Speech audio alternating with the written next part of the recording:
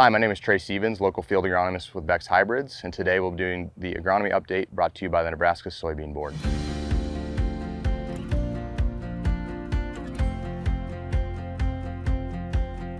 Today we're actually standing at the Beck's PFR facility in Goehner, Nebraska, which is in Seward County, and this year has been actually a really nice surprise. I think we started out relatively dry, and there was maybe some negative outlook on how the year would look, but the last month and a half, we've caught really timely rains, and I've talked to a lot of guys of like, I haven't even started my pivot yet this year, or I haven't even laid pipe out yet this year. So conditions look really good. We know that August always makes the beans. We know that that's where the yield comes from, is that reproductive time. And so we're hoping that these rains continue on through this next month or so. So this is the perfect time to be thinking about how can I be making a pass late season in my soybeans. We have found through our research that fungicide and late season nutrition are really beneficial at that R3, kind of R4 time frame.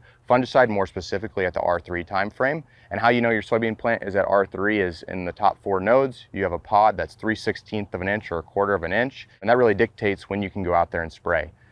Thankfully, that stage is about 7 to 10 days in soybeans, so it gives you a little bit of time to do that. And we know that that is most beneficial because nodes 6 through 13 are usually present at that time, and that's where about 60 to 70% of our yield comes from. And so that's why we have found that that data supports that fungicide application being the most beneficial, highest yielding, right, best ROI on your farm.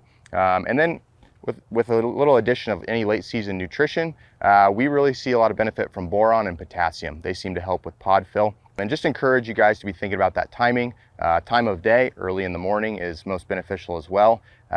We found that more dew on the leaves, those plants are more relaxed. That helps the uptake of any of those chemicals that we're putting on the plant. And then also, I know in a year like this year where commodity prices feel like they're down, and I understand that, in our research, in our actually 7 years of soybean fungicide and late season application research, we found that the break-even commodity price for soybeans to make a profit from a fungicide pass is $5.75. And so thinking about that, keeping that in the back of our head, and knowing that we can get to good yields this year, and know that we can apply a fungicide to help that crop get there.